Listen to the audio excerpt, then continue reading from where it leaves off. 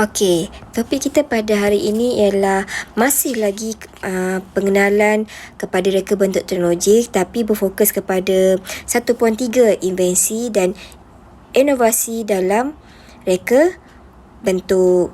Okey, di akhir pembelajaran pada hari ini, kamu akan dapat mentakrifkan invensi dan inovasi, mengaplikasikan prinsip invensi dan inovasi dalam kerjaya reka bentuk. Kemudian kamu dapat meneroka invensi dan inovasi dalam reka bentuk terkini. Pelbagai produk reka bentuk sentiasa dihasilkan dan terus berkembang selagi manusia mempunyai keperluan kehendak. Maksudnya kat sini, setiap hari selagi awak memerlukan, selagi awak ada kehendak, pelbagai benda, pelbagai item yang akan dicipta. Phone semakin canggih, penyapu boleh jadi robot, buku boleh jadi tab, makanan boleh jadi semakin cantik, semakin canggih hiasannya, baju semakin cantik. Selagi awak perlukan, selagi itu adanya penghasilan produk menggunakan konsep invensi, inovasi dan juga kreativiti. Maksud kat sini macam kutip lah, sesuatu produk ini diilhamkan melalui invensi, inovasi dan kreativiti dalam reka bentuk. Walau bagaimanapun, setiap ciptaan awak, setiap rekaan mestilah mematuhi nilai-nilai kemanusiaan dan tidak mendatangkan kemudaratan dalam kehidupan.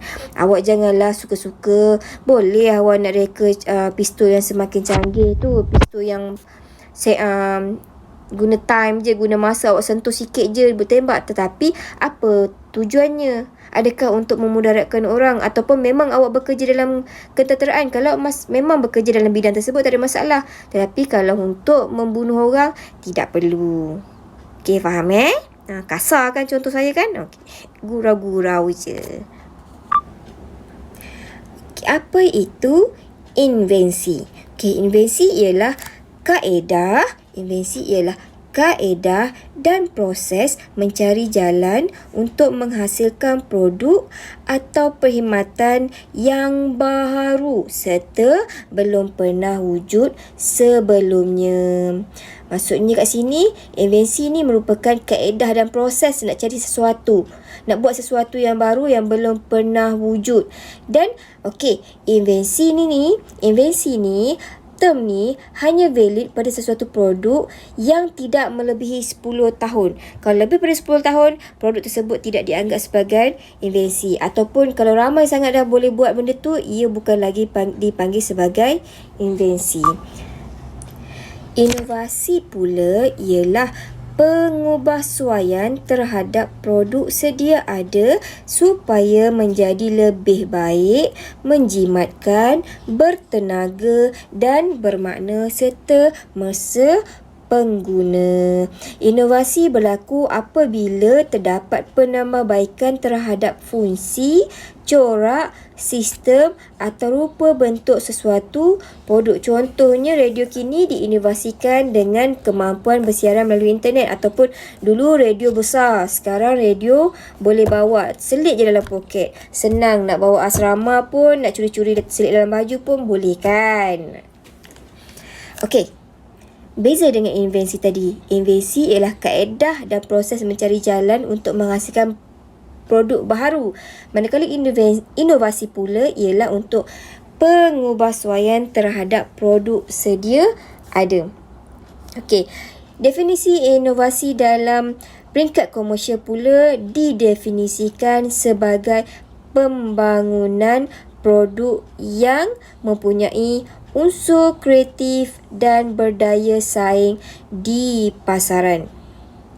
Okey, reka bentuk dan teknologi pula hanya merupakan pelengkap kepada inovasi. Kenapa kata pelengkap pelengkap kepada inovasi. Sebab nak buat inovasi, awak memerlukan reka bentuk teknologi, awak memerlukan teknik-teknik dia, awak mengguna pakai elemen, awak mengguna pakai prinsip, awak guna cantuman, awak menzahirkan idea, macam mana awak keluarkan idea menggunakan lakaran. Okey, faham? Okey, tadi saya ulang balik. Invensi itu apa? Inovasi itu apa? Apa definisi inovasi dalam peringkat komersial? Okey, awak kena tahu semua tu, okey? Okey, dalam buku teks awak muka surat 24, ada 5 bidang kerjaya yang mengaplikasikan prinsip invensi dan inovasi. Contoh, ada 5. Yang pertama, pertahanan, pendidikan, kesihatan, pembuatan dan akhir sekali ialah teknologi maklumat. Dalam bidang pertahanan. Okey, dalam bidang pertahanan banyak contohnya. Keselamatan negara harus dijaga agar tidak diceroboh. Okey, negara lain canggih, kita juga canggih. Negara lain guna drone, kita kena guna drone. Negara lain guna robot, kita kena guna robot. Okey, kemudian bidang pendidikan. Semakin contoh sekarang, sekarang memang awak guna kan, inilah yang awak guna sekarang ni.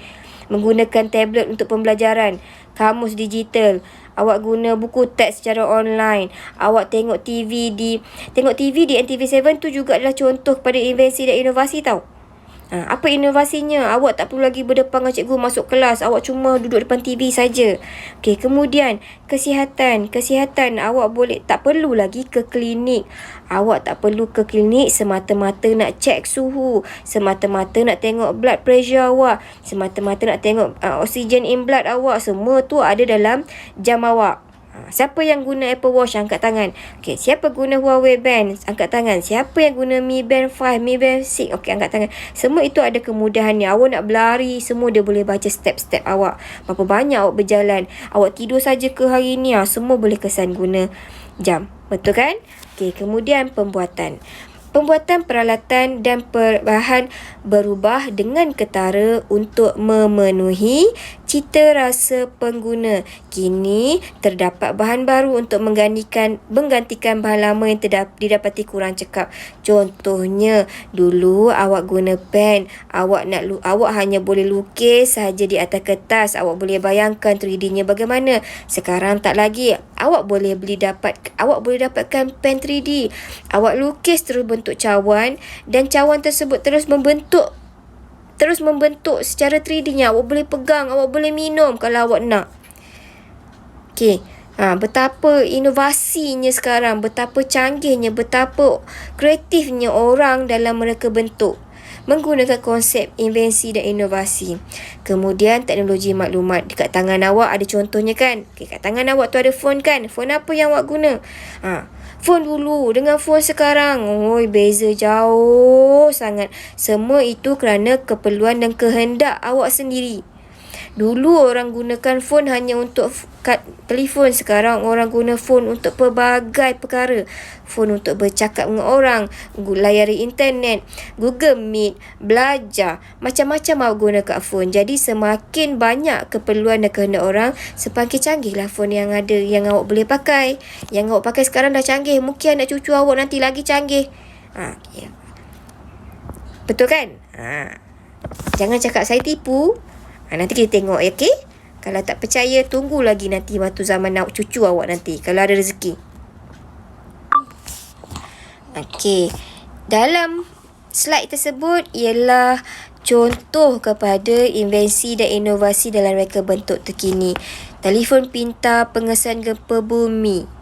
Apa yang telefon pintar ni buat? Guna apps MyShake. Maksudnya dekat telefon pintar tu je, bila dia bergegar agaknya, tu dia boleh kesan berapa banyak magnitude semua tu yang boleh dikira bila gempa bumi berlaku. Kemudian pengesan ego. Melalui pengesan ego, alat ini dapat menunjukkan sama ada kedudukan badan anda lurus atau bongkok. Ini dapat mengelakkan punggung, pinggang semua sakit tak selesa lah masa nak buat kerja.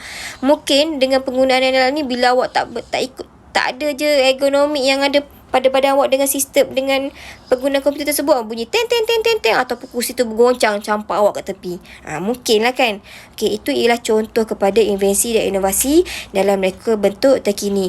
Okey, berakhirlah pembelajaran untuk topik pengenalan kepada reka bentuk dan teknologi. Saya harap selesainya sehingga topik 1.3 awak faham apa itu reka bentuk dan teknologi, supaya awak boleh aplikasikan dalam topik-topik yang seterusnya. Okey, Okey, itu saja. Assalamualaikum.